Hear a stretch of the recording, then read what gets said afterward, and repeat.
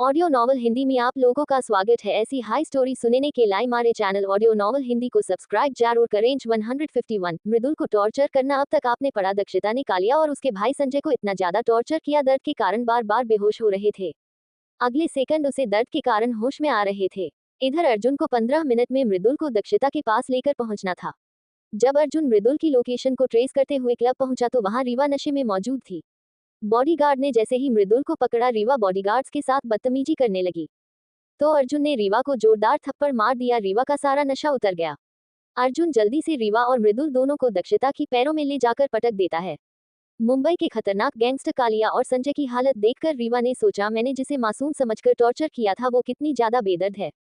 अब आगे मृदुल ने अपने सामने पागल शेरनी को देखा, उसकी हालत खराब हो गई। अपने हाय किए गए गैंगस्टर कालिया की इतनी बुरी हालत देखकर समझ गया कि यह लड़की कोई आम लड़की नहीं है। जिस वजह से मृदुल बुरी तरह डरा हुआ था, वहीं रीवा भी डरी हुई थी। किसी खतरनाक जानवर को इतने दिन पालतू जानवर समझकर परेशान किया था। इधर दक्षिता ने तेज धार वाले खंजर को रुमाल से साफ करते हुए मृदुल की चिन को खंजर से ऊपर उठाते हुए डरावनी आवाज में बोली, डॉक्टर मृदुल, तो वो तुम थे जो मेरे क्यूट हब्बी को मारना चाहते थे। तुम कितने बहादुर निकले, मेरे क्यूटी को मारने के बारे में सोच रहे थे।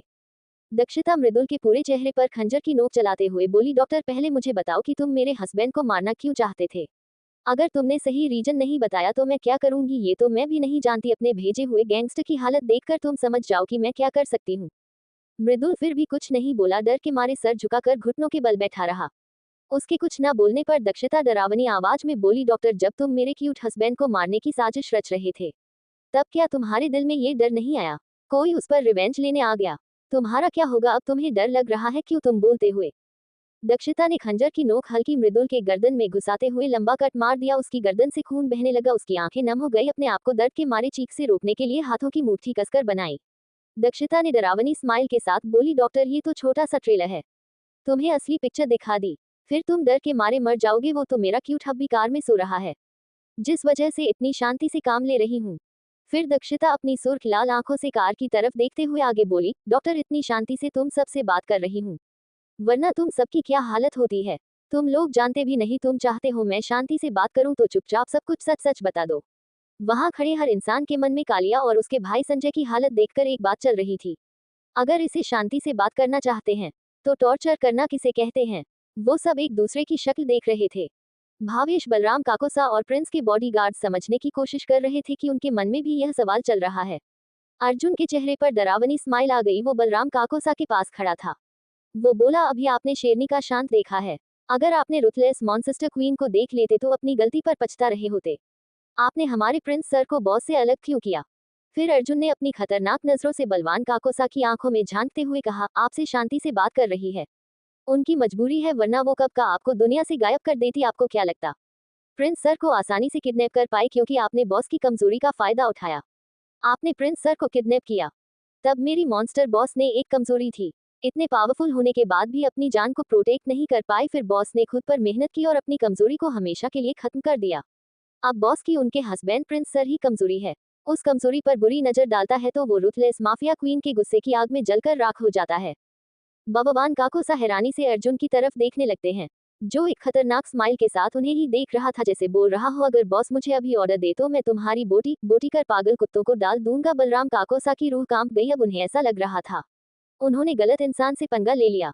इधर बलराम काकोसा प्रिंस राजस्थान के शाही खानदान और राजस्थान जनता को लेकर निश्चिंत हो गए थे। उन्हें अपने दिल में एक खुशी और डर भी ठीक हो रहा था कि उनका मासूम युवराज किसी अच्छे और सच्चे लाइफ पार्टनर के साथ है। भले ही दक्षिता कितनी ही कुबरल हो, उसकी लाइफ स्टोरी सुनने के बाद काकोसा को यकीन हो गया कि इसे इतना बेदर्द भी इसके अपनों के जख्मों ने बनाया है, और उनके युवराज ने भी अपनों से जख्म खाया था। उस मासूम को नहीं पता कि कभी उसके अपनों ने धोखा दिया। प्रिंस को कभी समझ नहीं आया कि धोखा किसे कहते हैं। शायद वो आज भी धोखे का मतलब नहीं जानता। जब मतलब समझने लगा तब उसे किसी ने धोखा देने की हिम्मत नहीं की। जब धोखे और साजिशों का मतलब नहीं समझता था, उसे हर पल धोखा मिलता था कि यह सोचकर बलराम काकोसा ने मन ही मन सोच लिया कि अब वो प्रिंस के पास से जुड़ा सब कुछ दक्षिता को बता देंगे। वो इतना समझ गए थे, युवराज की युवरानी और राजस्थान की होने वाली हुक्मरानी सा इतनी पावरफुल है, वो युवराज को बचा लेगी। उन्होंने सोचा वो युवराज के लिए ऐसी क्वीन ढूंढ लेंगे राजस्थान और उसकी जनता को युवराज के धोखेबाज रिश्तेदारों और मिस्टीरियस इंसान से प्रोटेक्ट करे। राजस्थान के शाही खानदान के आखिरी वंशज के खत्म होने का इंतजार कर रहा है। इधर दक्षिता ने दूसरा भाग मृदुल के कंधे पर किया, जिसे उसकी एक दर्दनाक चीज वहां पर गूंज गई। इसके साथ ही मृदुल ने दक्षिता के पैरों में लेटते हुए रोते हुए सब कुछ बताते हुए बोला, मुझे माफ कर दो बॉस, मैं आपको सब कुछ बताता हूँ। रीवा से बहुत प्यार करता था। पहले मैंने इसकी खुशी के लिए दूर जाने के बारे में सोचा। जैसे ही मुझे आपके हस्बैंड के बारे में पता चला कि उनकी जान को कितना खतरा है, मेरी रीवा से शादी नहीं करना चाहता। मैंने सोचा मैं उससे शादी कर लूंगा। मुझे कैसे भी कर प्रिंस को रीवा से दूर करना था। मुंबई की गैंगस्टर कालिया के छोटे भाई को युवराज का एक्सीडेंट करवाने के लिए हायर किया। बलराम का काकोसा उसकी सेफ्टी का पूरा ख्याल रखते। कभी वक्त नहीं मिला जिसे संधि के गुंडे युवराज के एक्सीडेंट को अंजाम दे सके। जब आज मॉर्निंग में रीवा मुझसे मिलने आई तो मैंने उसे अपनी सगाई के बारे में बताया। उसने मुझे एंगेजमेंट करने से मना किया। उसने अपने प्यार का इजहार नहीं किया।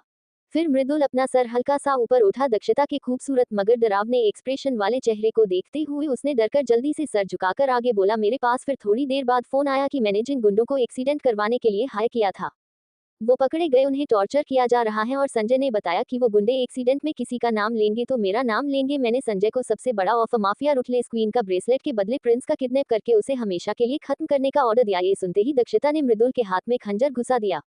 मृदुल की भयानक चीख हाईवे पर गूंज गई। उसकी बात सुनकर रीवा को यकीन नहीं हो रहा था। उसका भोला भाला मृदुल ऐसा कुछ भी कर सकता है।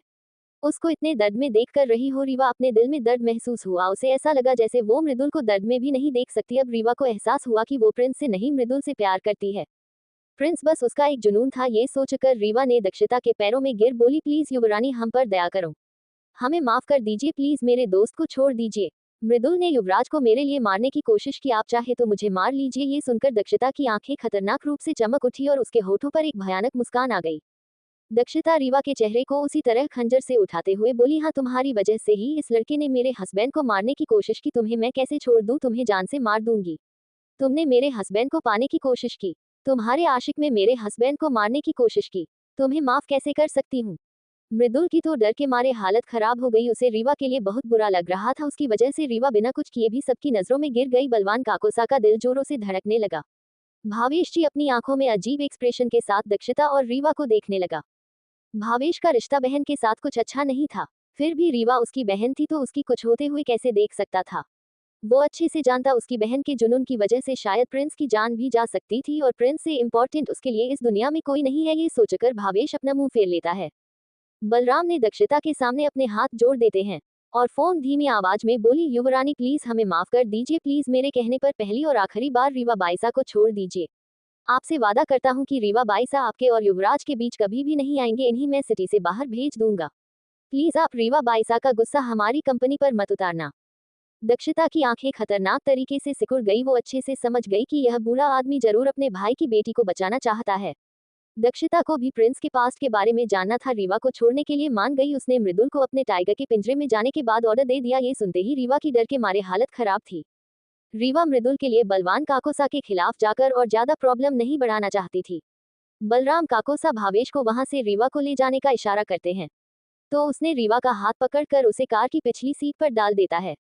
वही दक्षिता ने अपने गार्ड को संजय और गैंगस्टर कालिया को वहां से ले जाने का इशारा किया। अर्जुन अपने बॉडीगार्ड्स के साथ मिलकर अंडरग्राउंड सीक्रेट जगह पर उन तीनों को लेकर चला गया। इधर दक्षिता, प्रिंस, कीर्ति और भावेश वापस अपनी स्पोर्ट्स कार में वापस आ रहे हैं। भावेश की तरफ देखते हुए बोली, आई एम सॉरी। ये सुनकर भावेश हैरानी से कीर्ति को देखने लगा। तब कीर्ति बोली, मैं दक्षिता की तरफ से तुमसे माफी मांगती हूँ। भावेश ने वो बिना किसी एक्सप्रेशन के कार ड्राइव करते हुए बोला, डॉक्टर साहिबा आप किस बात की माफी मांग रहे हैं? मुझे कुछ समझ नहीं आ रहा।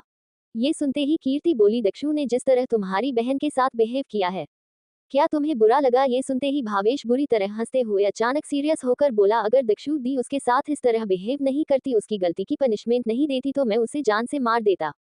ये सुनते ही कीर्ति की आंखें हैरानी से बड़ी बड़ी हो गई। भावेश के सामने देखते हुए बोला, वो काकोसा है जिन्होंने उसकी जान बचाई है। मेरा कोई इरादा नहीं था। अगर दक्षु दीदी उसे जान से मार भी देती मुझे थोड़ा सा दुख जरूर होता लेकिन अफसोस कभी नहीं होता। भावेश ने ऐसा क्यों कहा और काकोसा प्रिंस के पास के बारे में क्या बताने वाले हैं, जाने के लिए अगला एपिसोड पढ़ें। Hello readers, like comment share and follow me. CH 152 untitled chapter. अब तक आपने पढ़ा, दक्षिता ने मृदुल को टॉर्चर करना शुरू करती है।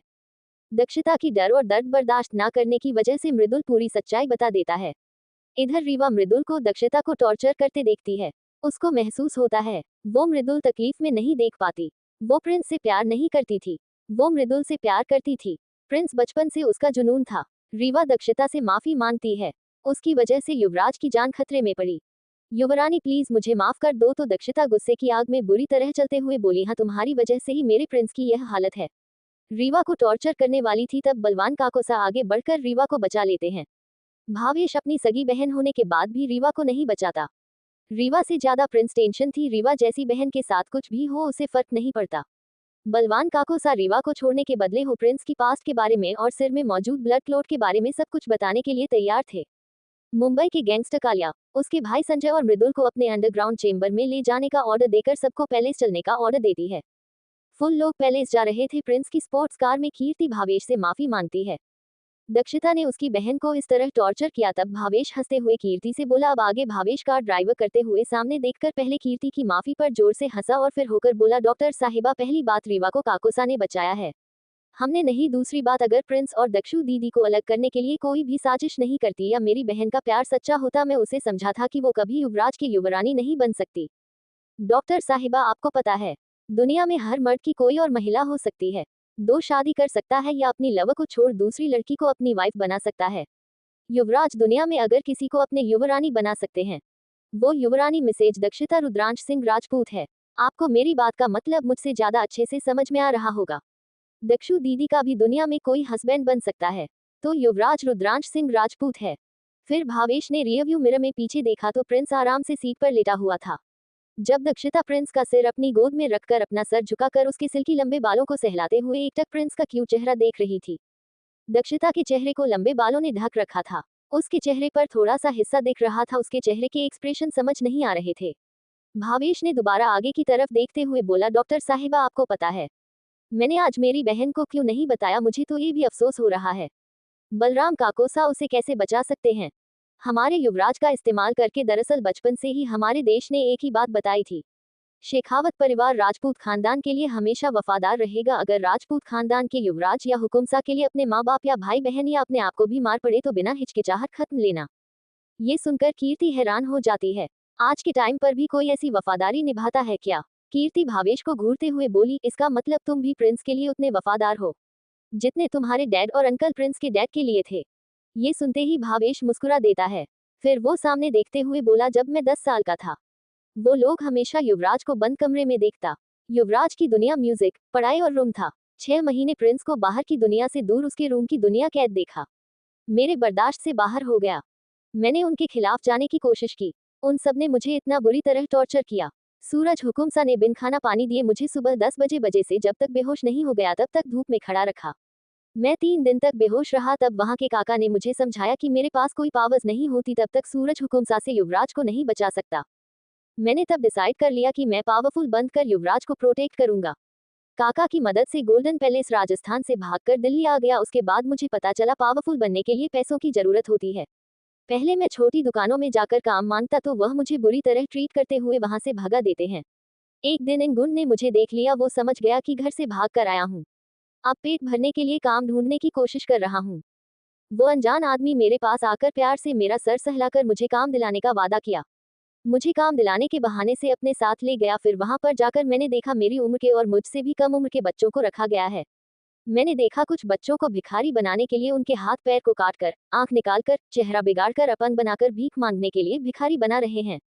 किसी सही सलामत बच्चे को तो लोग तब भी देते हैं। मुझे भी मेरे पैर काटकर अपंग बनाकर भिखारी बनाने की कोशिश की गई।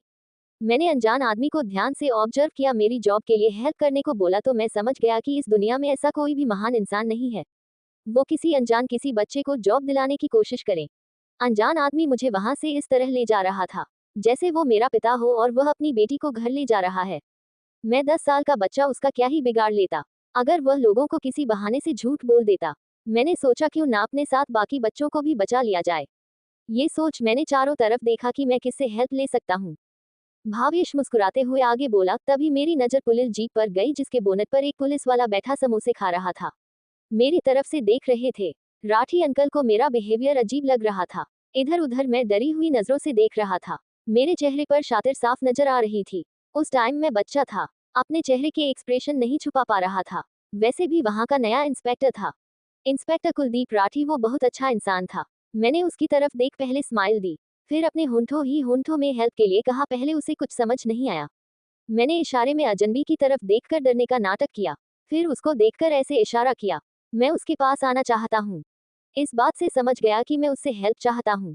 राठी अंकल ने मुस्कुराकर मुझे इशारा किया कि वह उसे मुझे बचा लेंगे। फिर मैं शांति से उस आदमी के साथ वहां चला गया। जब वो मुझे भिखारी बनाने के लिए ले जा ही रहे थे, अचानक पुलिस आ गई। राठी अंकल मेरे पास आए, मुझे प्यार से समझाकर कहा, बेटा बहुत समझदार हो। सब बच्चों के साथ अनाथालय भेजने से पहले उसने मुझे कहा था कि वो मेरी बेस्ट स्टडी का पूरा इंतजाम कर देगा। राठी अंकल चाहते थे मुझे बड़ा होकर एक अच्छा इंसान बनना है। उसके बाद जब मैं 16 साल एज 12th क्लास था, मुझे पता चला कि राठी अंकल की मौत दो गैंगस्टर के आपस में लड़ने की वजह से हुई। मैं बुरी तरह टूट गया। मैंने अब सोच लिया था, मुझ कैसे भी करके प्रिंस को वहां से निकाला होगा, कहीं ऐसा ना हो बहुत ज्यादा देर हो जाए। मैंने पुलिस वालों की हेल्प करते हुए बहुत सारी गैंगस्टर को पकड़ाया। जैसे मेरे पास पैसे आने लगे, मैंने सोच लिया कि कुछ पैसे होने के बाद में बिजनेस स्टार्ट कर दूंगा। मैंने 12th कंप्लीट करने से पहले इतने पैसे इकट्ठे कर लिए। मैंने एक बिल्डिंग में एक अपार्टमेंट किराए पर लिया। वहां से मैंने अपनी कंपनी के लिए सिक्योरिटी गार्ड्स हायर करने शुरू कर दिए। मेरी सिक्योरिटी एजेंसी छोटे बिजनेसमैन को टारगेट करने लगा, जिन बिजनेसमैन को कम पैसों में बॉडीगार्ड्स की जरूरत पड़ती हो। फाइनेंशियली प्रॉब्लम का सामना कर रहे लोगों को हायर करता। राजपूत खानदान के कुछ सिक्योरिटी गार्ड को सीक्रेटली दिल्ली बुलाकर अपने सिक्योरिटी गार्ड्स को ट्रेन करवाता। फिर धीरे धीरे मैंने छोटे मोटे बिजनेसमैन को पूरी काज सब करना शुरू कर दिया। ऐसे ही मेरी एजेंसी आगे बढ़ती रही। फिर एक दिन मुझे राजपूत खानदान के बॉडीगार्ड से पता चला, युवराज की एंगेजमेंट प्रिंसेस मोहिनी और हुकुम शाह सूरज सिसोदिया ने किसी अधेड़ उम्र की लेडी से फिक्स कर दी है। तो मैं हैरान हो गया कि राजस्थान की क्वीन और इतने नीचे कैसे गिर सकते हैं। एक 18 साल के बच्चे की एंगेजमेंट 30-35 साल की महिला से कैसे कर सकती है। ये सुनते ही कीर्ति हैरानी से बोली, प्रिंस की एंगेजमेंट रीवा के अलावा भी किसी और से भी हुई है। ये सुनकर भावेश हाँ में सिर सहलाता है। फिर वो प्रिंस की एंगेजमेंट के बारे में सब कुछ बता देता है। उसमें किस तरह राजपूत खानदान के बॉडीगार्ड्स और अपने दोस्त की मदद से प्रिंस को उस गोल्डन पैलेस से निकाला। प्रिंस अपने सिक्योरिटी गार्ड के साथ किस तरह दिल्ली में सिक्योरिटी एजेंसी के सहारे राजस्थान मेरे खानदान के सीक्रेट बॉडीगार्ड्स के सहारे सुरक्षित रखे था। अचानक उसे खबर मिली कि प्रिंस की फियांस से किसी बड़े खानदान की बेटी है।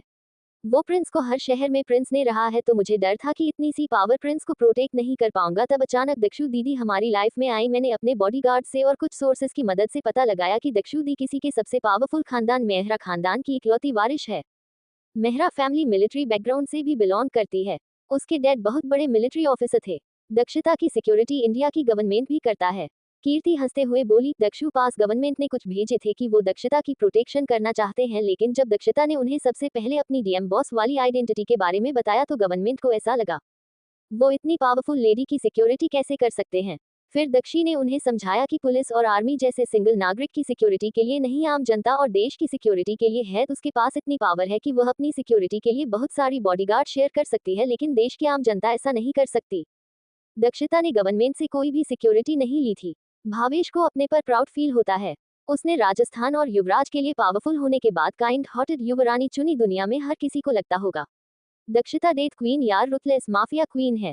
बालवा ने जानता है कि दक्षता के जितनी काइंड सॉफ्ट हार्टेड बिना किसी मतलब के प्यार करने वाली लेडी दुनिया में कोई नहीं है। सुबह की 6 बजे प्रिंस की कार सीक्रेट पैलेस की पार्किंग में आकर रुकती है। भावेश जल्दी से व्हीलचेयर निकालकर सामने रख देता है। फिर प्रिंस को कार से उतरने में है दक्षता की हेल्प करता है। दक्षता व्हीलचेयर पर प्रिंस को नाम बैठाकर गोद में उठाने की कोशिश करती है, तो भावेश प्यार से बोला, दक्षु दीदी पहले जैसा मासूम बच्चा नहीं रहा। आपको प्रोटेक्ट करने की जुनून में खुद को स्ट्रांग बना है।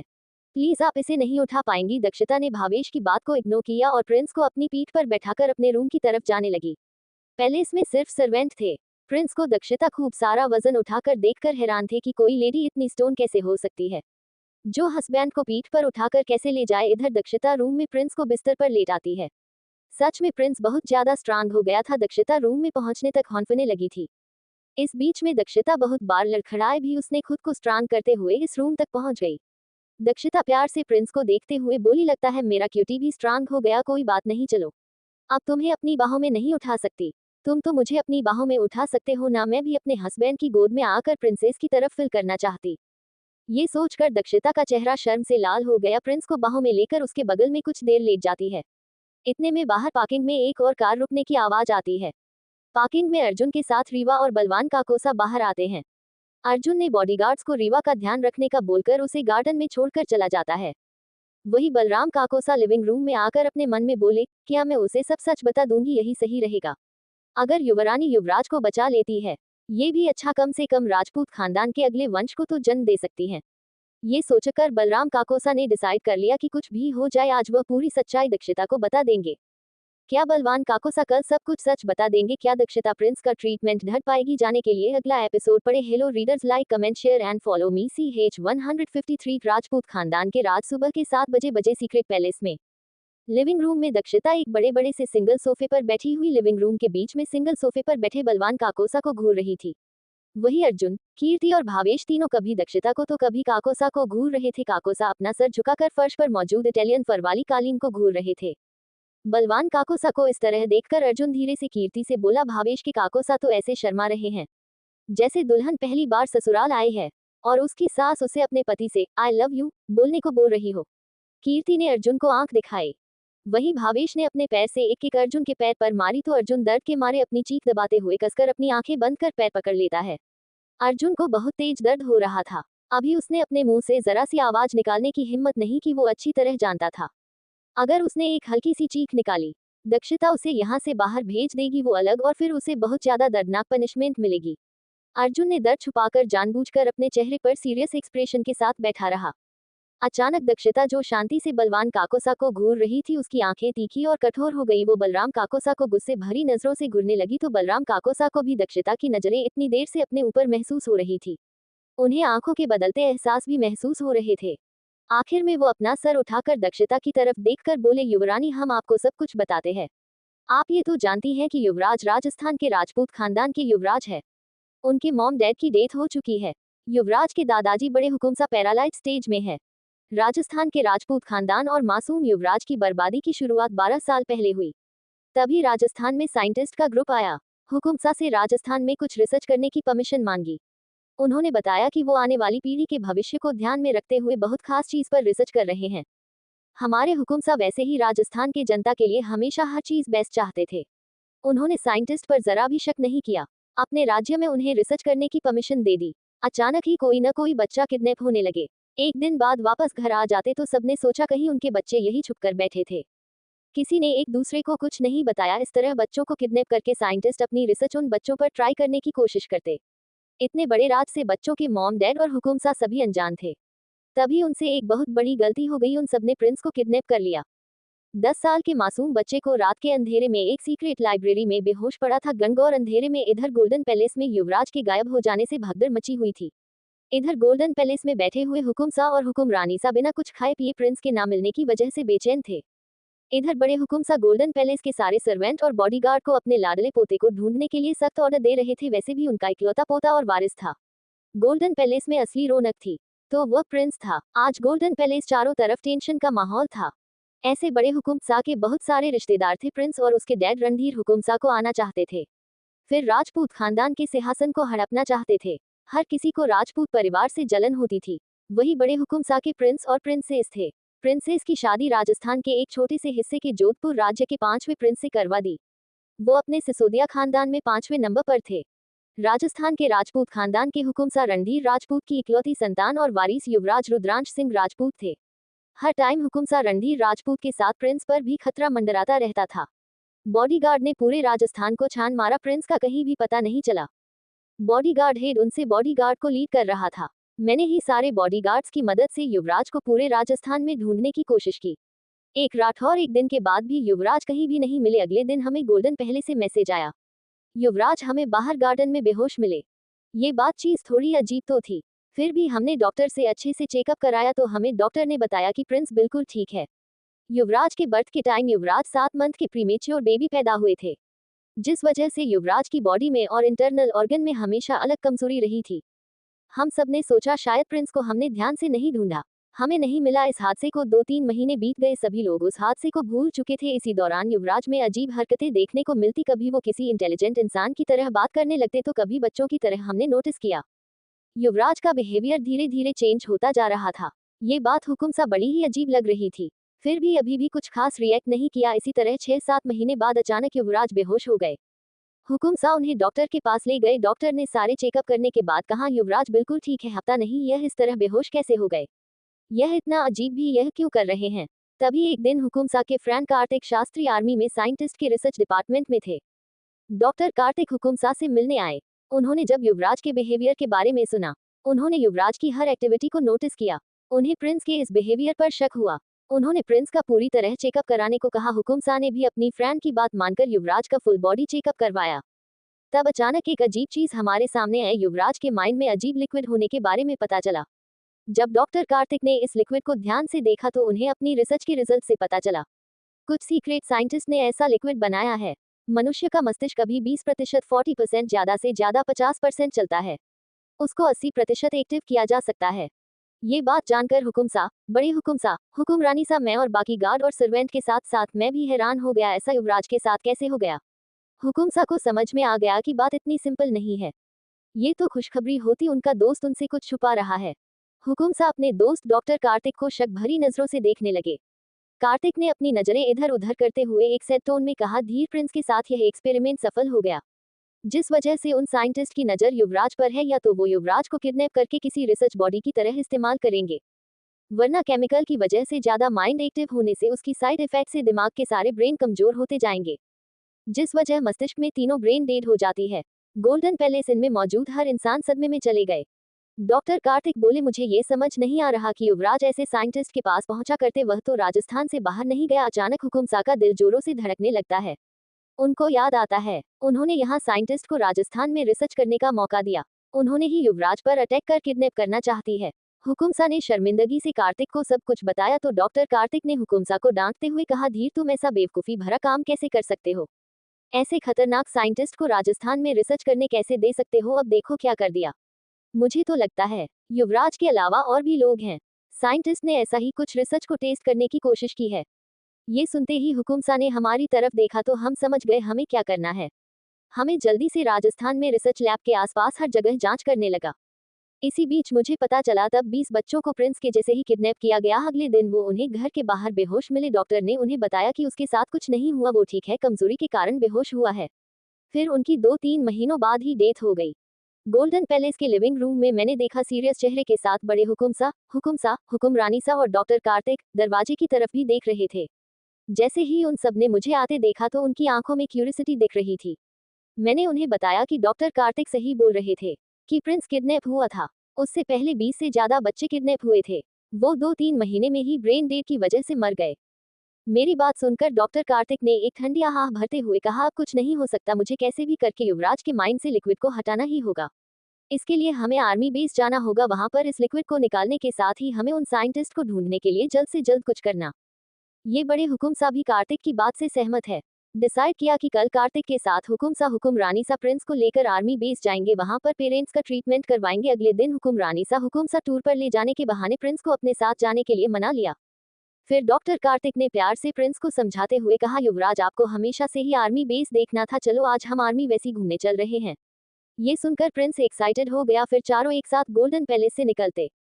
अचानक हमारी कार राजस्थान के बॉर्डर पर पहुंचे। अचानक बहुत सारी कार ने आकर हमला कर दिया। हमारी कार में अजीब सा धुआं फैल गया, पहले से हमें बेहोश करने का प्लान बनाया गया हो। हमने हल्की बेहोशी में देखा कुछ लोग युवराज को कार से बाहर निकालने की कोशिश कर रहे हैं।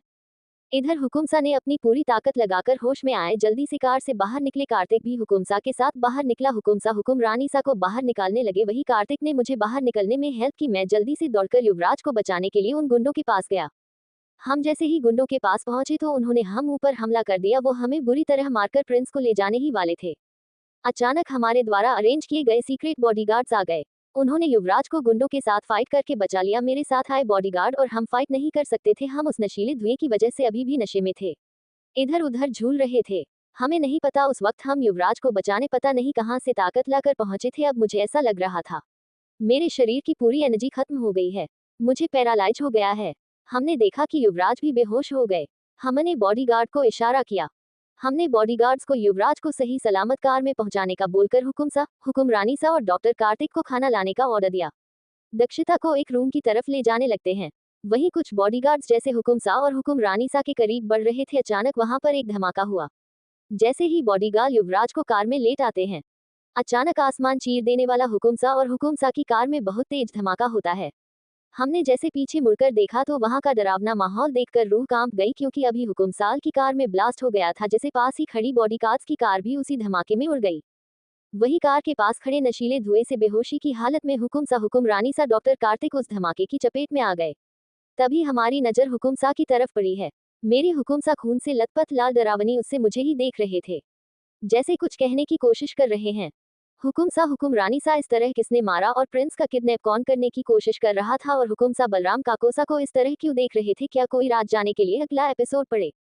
Hello readers, like comment share and follow me. 154 little bear काटना बंद करो। हेलो रीडर्स, ऐसा कोई लिक्विड अभी तक नहीं बना जो हमारे ब्रेन को कंट्रोल कर सके। हाँ, कुछ ऐसी हमारी साइंस ने चीजें बनाई होंगी जिससे हमारा ब्रेन को 100% यूज किया जा सके। मैंने बस एक कल्पना कर प्रिंस को ब्रेन कंट्रोल वाले लिक्विड टेस्ट करने वाले साइंटिस्ट को मेरी स्टोरी में लिखने की कोशिश की है, इसीलिए कुछ गलत हो तो प्लीज कमेंट में मुझे बता दीजिएगा, मैं सही करने की पूरी कोशिश करूंगी। अब तक आपने पढ़ा बलवान काकोसा प्रिंस के ब्रेन में मौजूद ब्लड क्लॉट के बारे में। दक्षता को पूरी स्टोरी बताते हैं कि किस तरह राजस्थान में कुछ साइंटिस्ट आए, उन्होंने वहां बच्चों को रिसर्च के लिए इस्तेमाल किया। कुछ बच्चे की 1-2 महीने के अंदर डेथ हो गई। युवराज को भी उस रिसर्च के टेस्ट के रूप में इस्तेमाल होकर भी अभी तक जिंदा है। बलराम काकोसा ने बताया कि जब रणधीर हुकुमसा के दोस्त कार्तिक शास्त्री हुकुमसा से मिलने आए, हुकुमसा ने युवराज की कंडीशन के बारे में उनसे डिस्कस किया। उन्होंने युवराज के पूरे बॉडी चेकअप के बाद रिपोर्ट में ब्रेन में उस मिस्टीरियस लिक्विड के बारे में पता चलने पर सब परेशान हो गए। डॉक्टर कार्तिक ने कहा, युवराज का ट्रीटमेंट आर्मी के साइंटिस्ट की हेल्प से खतरनाक रिसर्च के बारे में सबसे पहले आर्मी में इन्फॉर्म करना होगा। ऐसे ही इस लिक्विड की वजह से प्रिंस के ब्रेन के इस्तेमाल करने की पावर बढ़ती रही तो वो ब्रेन डेड की वजह से मर सकता है। हम हुकुमसा और हुकुम रानी सा डॉक्टर करण शास्त्री के साथ युवराज लेकर आर्मी कैंपस की ओर जा रहे थे। हमारा एक्सीडेंट हो गया। खतरनाक सिचुएशन के लिए द्वारा अरेंज की गई रेस्क्यू टीम ने युवराज को कार में धमाका होने से पहले बचा लिया गया। हुकुमसा हुकुम रानी सा और डॉक्टर कार्तिक शास्त्री उस धमाके के शिकार हो गए।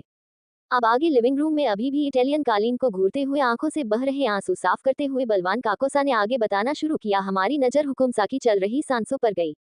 हमने जल्दी से हुकुमसा के पास जाकर उन्हें हॉस्पिटल ले जाने के लिए उठाने की कोशिश की। हमें हुकुमसा बहुत कमजोर और दर्द भरी आवाज सुनाई दी। हुकुमसा ने अपने मुंह से ब्लड की वॉमिटिंग करते हुए बोले, बल्लू आप हमारे बचपन के दोस्त हो, हम हुकुमसा बने आपके लिए हुकुमसा हो गए। आपने मुझे रण भाई कहना छोड़ दिया। आज हम फिर से आपके मुंह से रण भाई सुनना चाहता हूँ। ये सुनते ही बलवान काकोसा ने जल्दी से कहा, हुकुमसा आप कैसी बात कर रहे हैं? आप हमारे दोस्त होने से पहले राजस्थान की हुकुमसा है। हम आपको अब नाम से कैसे भुला सकता हूँ? आप मेरे लिए मेरे माँ बाप से भी ऊपर है। राजस्थान के हुकुमसा की रिस्पेक्ट बड़े हुकुमसा भी करते हैं। हम छोटे से बॉडीगार्ड होकर हुकुमसा के ओनर में डिसरिस्पेक्ट कैसे कर सकता हूँ? ये सुनकर हुकुमसा एक दर्द भरी मुस्कान के साथ बोले, बल्लू अब हम हुकुमसा नहीं रहे, हम बस तुमसे आखिरी वक्त पर कुछ कहना चाहता हूँ। हमें पता है एक्सीडेंट के बाद आपको एक्सीडेंट के पीछे का मास्टरमाइंड बना हमेशा के लिए राजस्थान से दूर कर दिया जाएगा। हम आपको इश्क जुर्म के इल्जाम से बचने का तरीका आपको बताते हैं। आप शांति से राजस्थान से बाहर चले जाना। एक्सीडेंट के मास्टरमाइंड के बारे में कुछ मत कहना, फिर वहां से मेरे दोस्त की मदद से निकलकर तुम्हें युवराज को प्रोटेक्ट करना है। युवराज के मामले में किसी पर भरोसा मत करना। इसके बाद मुझे पता है बाबा सा युवराज की सेफ्टी के लिए बहुत ज्यादा पॉजिटिव हो जाएंगे। गोल्डन पैलेस में सिक्योरिटी के साथ कैद कर लेंगे। इसका फायदा हमारे दुश्मन उठाने की कोशिश करेंगे। तुम्हें जल्द से जल्द जेल से बाहर आने के बाद युवराज को गोल्डन पैलेस से निकालकर स्ट्रांग बनाना है। युवराज की शादी एक ऐसी लड़की से करवानी है जो हमारे युवराज की मासूमियत और उसके प्योर हॉट को प्रोटेक्ट कर सके। हुकुम रानी सा बनकर युवराज राजस्थान की जनता का ख्याल रख सके। उसके बाद हुकुमसा ने वहीं पर मुझे अकेला छोड़ दिया। फिर सूरज हुकुमसा ने एक्सीडेंट का फायदा उठाते हुए हमें पुलिस के हवाले कर साइंटिस्ट को राजस्थान में ऐसी खतरनाक रिसर्च करने के मामले में भी मुझे फंसा दिया। इसे मुझे जेल हो गई। दिल्ली के सेंट्रल जेल में मुझे पूछताछ के लिए रखा गया। हम कुछ साल हुकुमसा के इस तरह अचानक मुझे छोड़कर जाने की वजह से सदमे में रहा। हम अपने आप को सच में दोषी समझा। हमने हुकुमसा हुकुम रानी सा और युवराज को प्रोटेक्ट नहीं किया, जिस वजह से इतना बड़ा हादसा हो गया। 5 सालों जेल में बिता दिए। रोज की तरह हमें वो एक्सीडेंट बुरे सपने की तरह दिखाई दिया। फिर हुकुमसा की बातें याद आई। जब हमने विचार किया, फिर हमने सेंट्रल जेल के जेलर से बोल हुकुमसा के फ्रेंड से कांटेक्ट करने की कोशिश की, जो दिल्ली के बहुत बड़े लॉयर हैं। अचानक दक्षता के दिमाग में अपने डैड के फ्रेंड और आदर्श के डैड केशव माहेश्वरी का ख्याल आया। इधर बलवान का काकोसा ने बताया कि हुकुमसा ने दिल्ली शहर के केशव माहेश्वरी से हेल्प लेने को कहा था। जेलर सर ने उन्हें इन्फॉर्म किया तो वो मुझसे मिलने आए। हमने उन्हें सब कुछ बताया। हमें लगा उन्हें भरोसा नहीं होगा। मुझे हुकुमसा ने केशव सर और अपने बीच का वादा याद दिलाने को कहा था। हमने केशव सर से कहा कि हुकुमसा की हेल्प के बदले उन्होंने हुकुमसा की हेल्प करने को कहा था, वो हुकुमसा के बदले मेरी कर दीजिए। मुझे किसी बहुत जरूरी इंसान को प्रोटेक्ट करना है। हम केशव सर पर भी ट्रस्ट नहीं कर सकते थे। मैंने उन्हें युवराज के बारे में कुछ नहीं बताया। उन्होंने भी बिना किसी सवाल के मेरी हेल्प की और मुझे 1 साल के अंदर ही जेल से बाहर निकाल दिया। अब मुझे सिर्फ एक काम करना था। हमें युवराज को प्रोटेक्ट करने के लिए सीक्रेट जगह खरीदकर पावर हासिल करनी थी। हम हुकुम रानीसा और हुकुम सा के फ्रेंड के साथ कांटेक्ट बनाने शुरू कर दिए। हमने यहाँ पर यह पावर हासिल कर ली जब हमें पता चला युवराज सही सलामत दिल्ली में भावेश के साथ है। हमें यकीन हो गया भावेश भी अपने फर्ज को अच्छी तरह निभा रहा है। 14 साल पहले मेरा बड़ा भाई अपनी बेटी के साथ अचानक गायब हो गए। हमारे बड़े भाई के बेटे भावेश शेखावत का भविष्य हमेशा के लिए बचपन में युवराज के साथ जुड़ गया था। हमने पूरी इन्वेस्टिगेशन करवाई। हमें पता चला कि भावेश और युवराज मेहरा फैमिली की वारिस के प्रोडक्शन में है। हमें लगा वो मिस मेहरा के यहाँ सबोर्डिनेट बनकर अपने आप को छुपाए हुए हैं। फिर हमने उनकी सेफ्टी और उन्हें स्ट्रांग बनाने के लिए किडनैप कर लिया। कुछ दिनों पहले हमें हमारे भाई की बेटी रीवा मिल गई। हमने सोचा युवराज की युवरानी और राजस्थान की होने वाली हुकुम रानीसा रीवा बाईसा को बनाने के लिए प्रिंस और रीवा बाईसा को करीब लाना जरूरी था। युवराज यहाँ आने के बाद कहा वो अपनी एंजल के बिना बिल्कुल नहीं रहना चाहते थे। हमारे लिए बहुत ज्यादा मुश्किल होने वाला था। फिर मैंने युवराज को बताया कि मैं उनके डैड का दोस्त हूँ। आपके डैड ने आपको स्ट्रांग बनाने के लिए कहा था। युवराज को अपनी एंजल और आसपास के लोगों को प्रोटेक्ट करने के लिए स्ट्रांग बनना होगा। हम उन्हें जल्दी स्ट्रांग बना दूंगा, फिर आप अपनी एंजल पास जा सकते हैं। हमने युवराज बड़े हुकुम सा के बारे में, सूरज हुकुम सा और मोहिनी बाईसा के बारे में भी सब कुछ बता दिया। इसके बाद मैंने युवराज से स्ट्रांग बनाने के साथ ही उनकी मॉम का ड्रीम भी पूरा करने के लिए हुकुम रानीसा की फ्रेंड मिसेज वर्मा से भी मिलवाया। मिसेज वर्मा ने हुकुम रानीसा के बारे में युवराज को कुछ बातें बताई। युवराज यहाँ रहने और उनके साथ मिलकर अपनी मॉम का सिंगर बनने का ड्रीम पूरा करने को मान गए। अपनी बात खत्म करने के बाद बलराम काकोसा दक्षिता की तरफ देखने लगे। वही सबकी आंखें नम थी। सबको प्रिंस के लिए बुरा लग रहा था। वही दक्षिता बलवान काकोसा को घूर रही थी। ये देखकर बलवान काकोसा डरते हुए अपनी आंखें झुकाकर बोले, युवरानी सा, हमने आपसे कुछ नहीं छुपाया, आप हमसे क्या जानना चाहते हैं? दक्षिता ने बिना किसी एक्सप्रेशन के 2 वर्ड बोली, पूरी बात। बलवान काकोसा कुछ देर के लिए कंफ्यूज हो गए। फिर उन्होंने कहा, एक्सीडेंट में युवराज को ब्रेन में गहरी चोट लगी जिस वजह से वो 1 साल तक कोमा में रहे। जब रिसर्च लिक्विड युवराज के दिमाग में एक्टिव नहीं हो सका, वो अपने चारों ओर ब्लड की सेल्स से ब्लड क्लॉट बन गया। इधर बड़े हुकुम सामने इंडिया के सारे डॉक्टर से उस ब्लड क्लॉट को निकालने के लिए इनवाइट किया। डॉक्टर ने कहा अगर इस ब्लड क्लॉट को निकाला गया तो शायद ही युवराज की जान भी जा सकती है। मैंने भी इन 2 सालों में बहुत सारे डॉक्टर से इस बारे में डिस्कस किया। तब उन्होंने यही कहा और हमने डॉक्टर केडी से भी कांटेक्ट करने को कहा। मैंने उनसे कांटेक्ट किया, युवराज की मेडिकल रिपोर्ट सेंड की तो उन्होंने भी साफ मना कर दिया कि वो इस केस में कुछ नहीं कर सकती। अचानक कीर्ति को याद आया कि पिछले 2 सालों में उसके पास 2-3 बार युवराज नाम के पेशेंट की ऐसी ही रिपोर्ट आई थी। कीर्ति की आंखें बड़ी बड़ी हो गई। तब दक्षिता ने सर झुकाकर कुछ देर सोचा और कीर्ति की तरफ देखते हुए एक लाइन में कहा, एमके को बुलाओ और उसके साथ बैठकर यह पूरा केस डिस्कस करो। कीर्ति की आंखें चमक उठी। वो एक्साइटेड होकर बोली, एमके मेरे कहने पर नहीं आएगा, वो मुझसे नाराज है। एक बार आप उसे इन्फॉर्म कर दीजिए। जब एमके वापस जाएगा मैं उसे मना लूंगी। इधर कीर्ति को लड़के से मिलने से इतना एक्साइटेड होने पर भावेश की आंखें सिकुड़ गई और वो आंखें छोटी करके कीर्ति के चेहरे को घूरने लगा। उसे कीर्ति के चेहरे पर इस एमके नाम के इंसान से मिलने की खुशी साफ दिख रही थी। दक्षिता ने अपने फोन को निकाला और एक मैसेज सेंड कर दिया। अचानक उस मैसेज के 10 सेकंड बाद ही कीर्ति के फोन पर एक मैसेज आया जिसमें सेड सा इमोजी बना था। उसके आगे लिखा, किट्टी कल तक तुम्हारे पास पहुंच जाऊंगा। ये मैसेज भावेश ने देख लिया। उसका चेहरा जलन के मारे काला पड़ गया। इधर दक्षिता सबको इग्नोर कर अपने रूम में चली गई। उसने रूम में एंटर कर देखा प्रिंस अपना सर को पकड़कर बैठा है। वो कुछ सोच रहा है। आज उसने उठने के बाद भी दक्षिता को नहीं बुलाया। ये चीज दक्षिता को बड़ी अजीब लगी। वो स्माइल करते हुए प्रिंस के करीब गई। प्रिंस को अपने पास आकर कुछ देख ध्यान से अपने ड्यूटी का चेहरा देखती है। प्रिंस को अपने पास दक्षिता के होने का बिल्कुल भी एहसास नहीं था। वो तो अपने सर पर हाथ रखे हुए पता नहीं क्या सोच रहा था। दक्षिता ने प्यार से गाल पर अपना हाथ रखकर अंगूठे से फैलाया। प्रिंस को एहसास हुआ कि उसकी एंजल उसके पास है, तो अपना सर उठा मासूमियत से मुस्कुराते हुए दक्षिता की तरफ देखने लगा तो दक्षिता भी मुस्कुरा दी।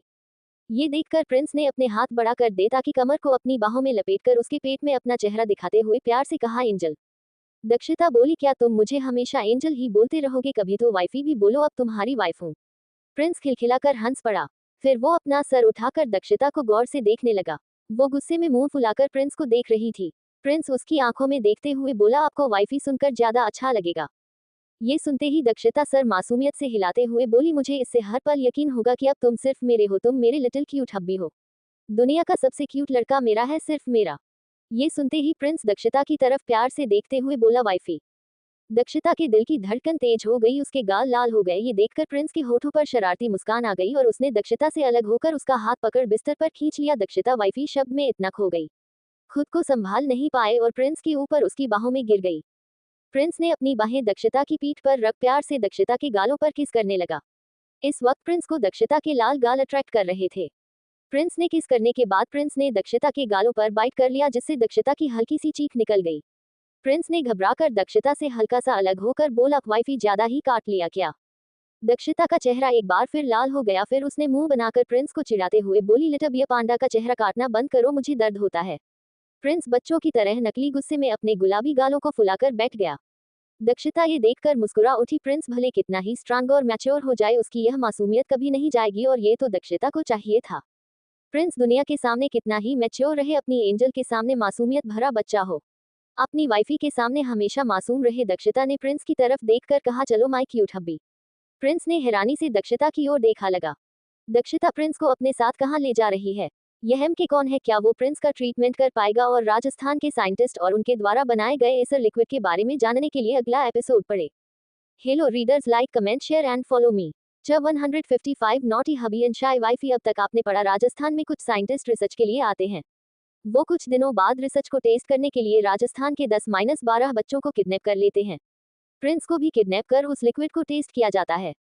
प्रिंस को छोड़कर सारे बच्चे 2 महीने में रिसर्च लिक्विड की वजह से मर जाते हैं। प्रिंस के बिहेवियर में अजीब नोटिस करने के बाद रणधीर हुकुम साहब, प्रिंस के डैड ने अपने कॉलेज फ्रेंड डॉक्टर करण शास्त्री को बताया, यह आर्मी में एक साइंटिस्ट के रूप में काम करते हैं। उन्होंने प्रिंस के सारे टेस्ट करवाने के बाद बताया कि प्रिंस के साथ क्या प्रॉब्लम है। उसका ट्रीटमेंट के लिए वो आर्मी बेस जा रहे तब उनका एक्सीडेंट हो गया। इस दौरान प्रिंस और बॉडीगार्ड हेड बलवान काको को छोड़कर सबकी डेथ हो गई। उन साइंटिस्ट और एक्सीडेंट के पीछे मास्टरमाइंड बनाकर बलवान शेखावत दिल्ली की सेंट्रल जेल में डाल दिया। वहां से वो हुकुमसा के फ्रेंड की मदद से बाहर निकलकर प्रिंस को प्रोटेक्ट करने के लिए पावर हासिल की। जब प्रिंस और दक्षिता का किडनैप हो गया था तब उन्होंने प्रिंस का किडनैप करवा लिया। प्रिंस के माइंड में मौजूद मिस्टीरियस ब्लड क्लॉट साइंटिस्ट के रिसर्च की वजह से था। उसकी ट्रीटमेंट करने के दौरान प्रिंस की डेथ भी हो सकती थी। दक्षिता ने पूरी बात जाने के बाद किसी एम के नाम के आदमी को कीर्ति के साथ मिलकर प्रिंस की ट्रीटमेंट के बारे में रिसर्च करने को कहा। दक्षिता प्रिंस के पास जाती है। वो अपने हाथ सिर पर हाथ रखकर किसी सोच में डूबा हुआ था। दक्षिता इसको इग्नोर करके प्रिंस को चिढ़ाने लगती है। फिर दोनों एक दूसरे तुमको हमेशा के लिए एक हो जाने के एहसास को महसूस करने के लिए एक दूसरे को हब्बी और वाइफी बुलाते हैं। फिर दीक्षिता प्रिंस की तरफ देखकर सीरियस होकर बोली, चलो मेरे साथ। प्रिंस हैरान हो गया। अब आगे दक्षिता प्रिंस के कंधे पर हाथ रखकर दूसरा हाथ पकड़कर उसकी बिस्तर पर से ऊपर में हेल्प करती है। प्रिंस अपनी आंखों में शरारती चमक के साथ जानबूझकर अपनी वाइफी का हब्बी होने का पूरा फायदा उठाकर दक्षिता बॉडी पर पूरी तरह लीन होकर खड़ा हो जाता है। दक्षिता उसे संभालते हुए वॉशरूम की तरफ ले जाने लगती है। प्रिंस के चेहरे पर एक शरारती मुस्कान आ जाती है। वो अपना दूसरा हाथ तक दक्षिता की कमर पर रखकर उसे शरारती ढंग से घुमाने लगता है। दक्षिता को अपनी बॉडी में अजीब सी सिरहन फील हो रही थी।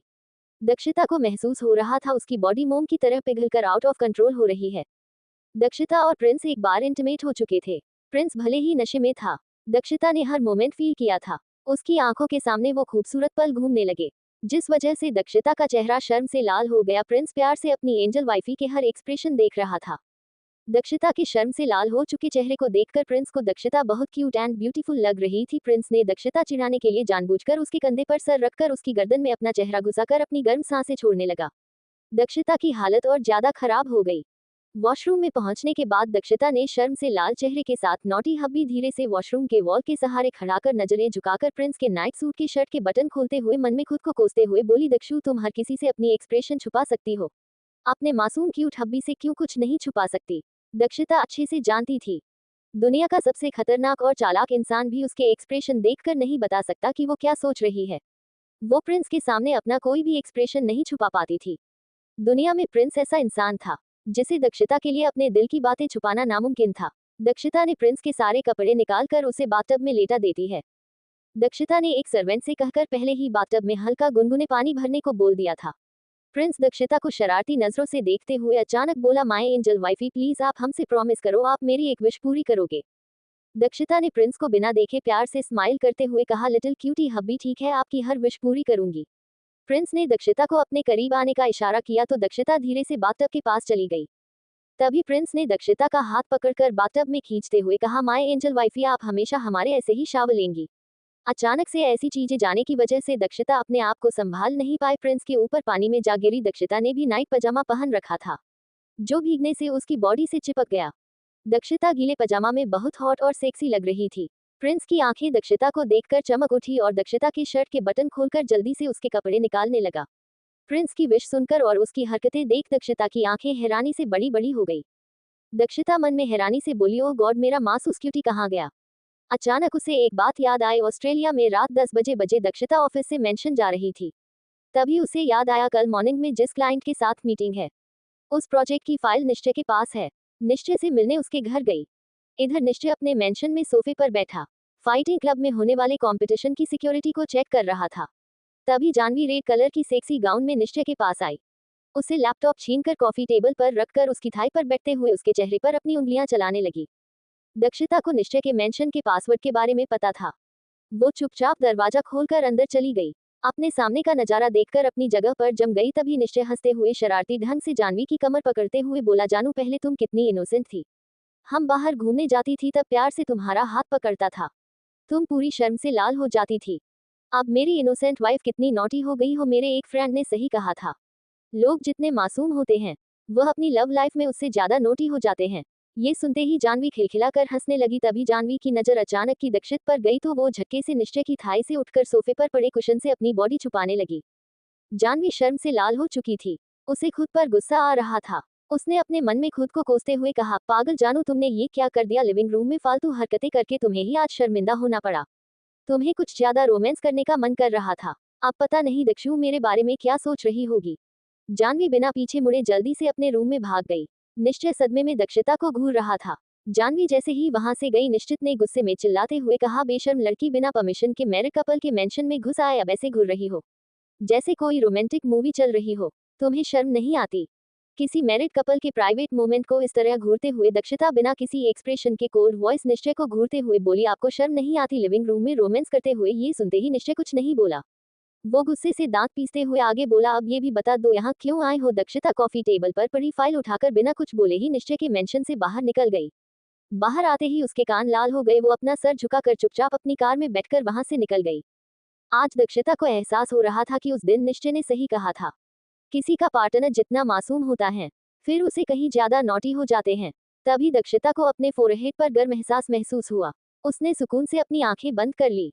15 दिन का जो भी स्ट्रेस, दुख, दर्द, तकलीफ, वो सब एक झटके में गायब हो गया। दक्षिता सब कुछ भूलकर तुमको महसूस करने लगी। प्रिंस ने दक्षिता के बिना कपड़ों की बॉडी को कसकर अपनी बाहों में जकड़ लिया और उसकी फोरहेड पर किस करने के बाद उसकी आंखों पर प्यार से किस किया।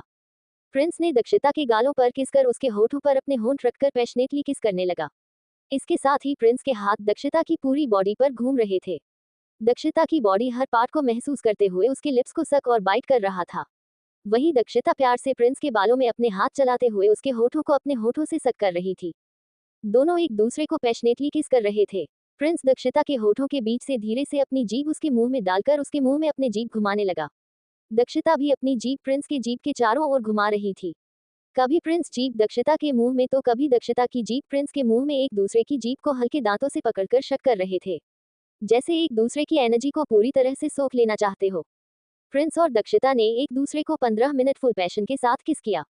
फिर दोनों एक दूसरे को छोड़कर जोर जोर से सांस लेते हुए अपनी बढ़ी हुई सांसें कंट्रोल करते हुए एक दूसरे की आंखों में खोए हुए थे। तभी प्रिंस ने एक हाथ से दक्षिता के ब्रेस्ट को पकड़ लेता है। दक्षिता ने चेहरे को शर्म से लाल होने से नहीं रुको पाती, फिर भी वो अपने एक्सप्रेशन को कंट्रोल कर प्यार से प्रिंस के चेहरे पकड़कर बोली, क्यूटी अभी नहीं, तुम आज ही कोमा से उठे हो, तुम्हारी बॉडी में थोड़ी कमजोरी है, कुछ दिन रुक जाओ, कुछ दिन बाद हम वो सब करेंगे। प्रिंस ने शरारत से मुस्कुराकर दक्षिता को चिढ़ाते हुए बोला, माय एंजल वाइफ, फिर ठीक है, आपको मेरे अंदर का स्टेमिना दिखाता हूँ।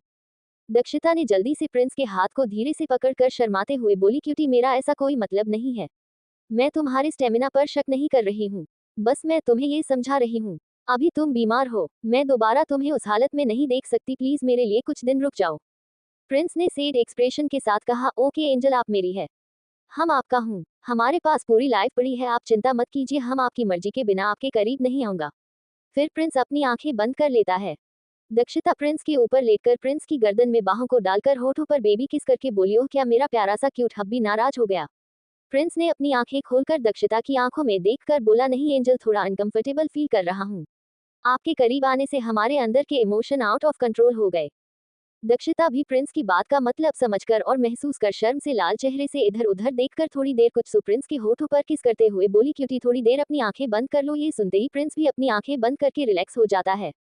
दक्षिता प्रिंस के होठों पर किस करने के बाद उसकी पूरी बॉडी पर किस करती है। अचानक ही प्रिंस की आंखें हैरानी से बड़ी बड़ी हो जाती है। एक घंटे के बाद प्रिंस और दक्षिता ब्लैक बाथरोब में एक साथ वॉशरूम से बाहर निकले तो दक्षिता का चेहरा अभी भी शर्म से लाल था।